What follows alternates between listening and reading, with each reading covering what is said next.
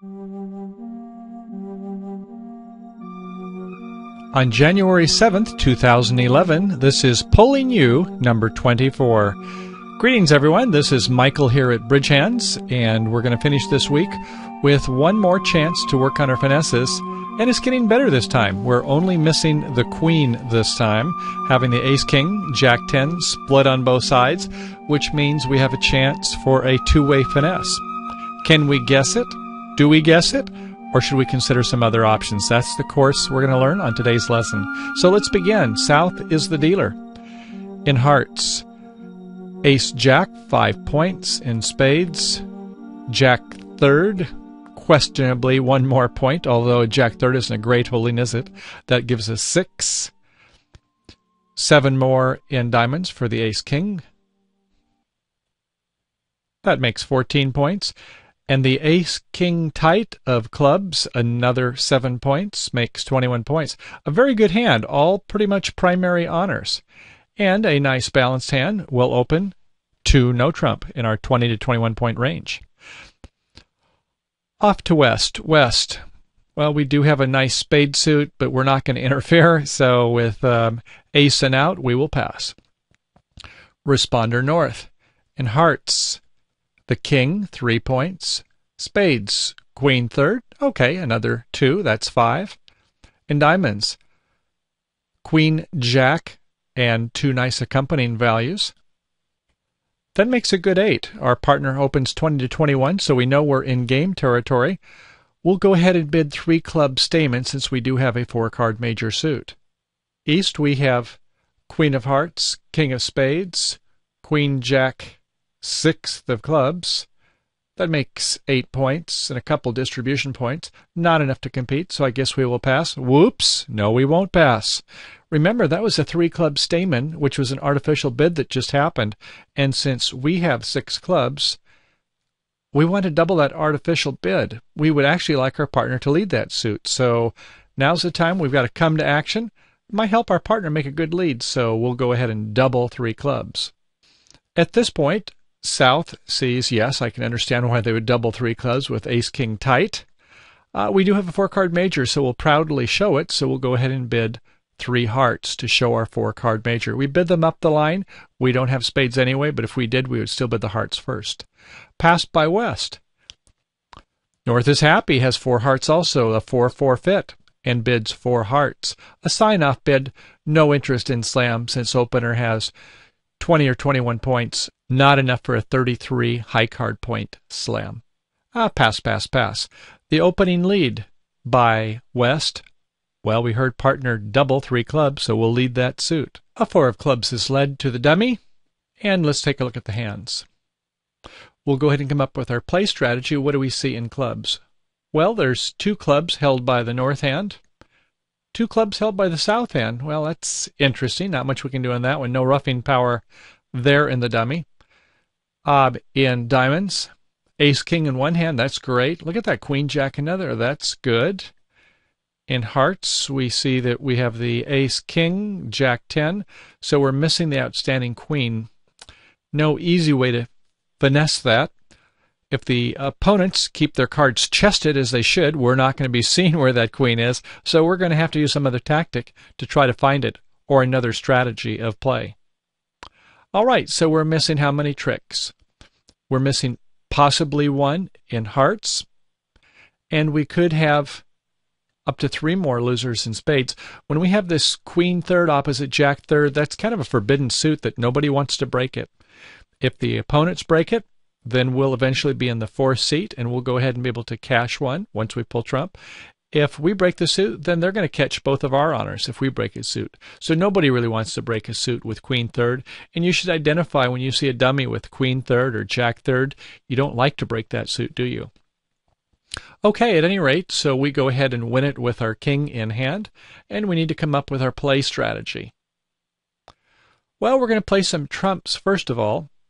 And what we're going to do is we're going to execute what's called a classic strip and end play maneuver. It's a type of an end play. In other words, we're going to try throwing one of the opponents in, and by so doing, we're going to have a chance to make them be forced to play the spade suit. Watch and see. We'll go ahead and play a low heart, up to our king of hearts in dummy. Everybody follows. We next go ahead and play a heart out of our hand. And we'll see if the queen drops doubleton. East, you'll play low. And we'll go ahead and play the ace, actually, in this case. We're not going to do a finesse for a reason you'll see shortly. We'll play the ace.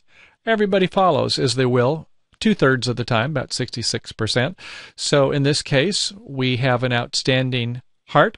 The rule of one, if you've heard it, it says once they're down to one high trump in the trump suit, then we just don't even play that. That rule of one says just let it go, let them take it when they want, unless there's some type of a issue where we need transportation of the dummy, and we think they'll play that heart to disrupt us. But we have no issues there. So we'll go ahead and start playing another suit. We must begin with our short suit, and we'll see why a little bit later. We'll go ahead and play the ace of clubs.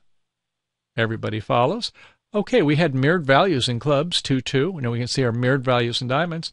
We'll just go ahead and play that suit and let them trump when they want. A small diamond to the queen. Everybody follows. A jack of diamonds, which is boss. We'll play a low out of our hand. Everybody follows. Somebody can ruff this time, right? There's 8, and we've got another 4 is 12. We'll play the 7 of diamonds. Well, what happens if East ruffs with a queen? Well, if they want to lead a spade, we'll eventually get one of our split jack-queen honors. If they want to lead a club, let's say they ruff, and they lead a club, well, you see what happens. We can pitch a spade from our south hand and ruff it in north hand. We now no longer have 3 spade losers, do we? We've down to 2, so we used the old ruff and sluff play. And as defenders, we never want to declare a ruff and sluff, and that's just what happened here. So let's go back a trick. So let's rewind this again and not have East ruff it. So in this situation, we're going to play our 3rd diamond, and rather than a ruff, we're going to do a discard of a club, win with our king of diamonds, and a diamonds followed. So we can now see that the opponents chose not to ruff, or that is actually West who had the trump. We'll see what happens next. We'll go ahead and play one more diamond, the ace of diamonds. A pitch of a spade, a jack of diamonds. And if we ruff it, we've still got the same problem over here, so let's not ruff again. Let's be a little stubborn with this and play the 10 of clubs. Okay, where do we go next? Well, if we play a spade as declare, we've still got the same problem, don't we? We play a low spade up to the queen, 1 with the king, and you can see what happens. We're going to lose the jack 7 of spades. So we're not going to do that, that's for sure. Okay, so our play, rather than to be a spade, what we're going to do instead is we're going to head and lead a heart and throw the opponent who has the queen into the lead. And watch what happens. Heart, heart. And the queen of hearts by East. Well, doggone it, East, you got in the lead anyway, didn't you?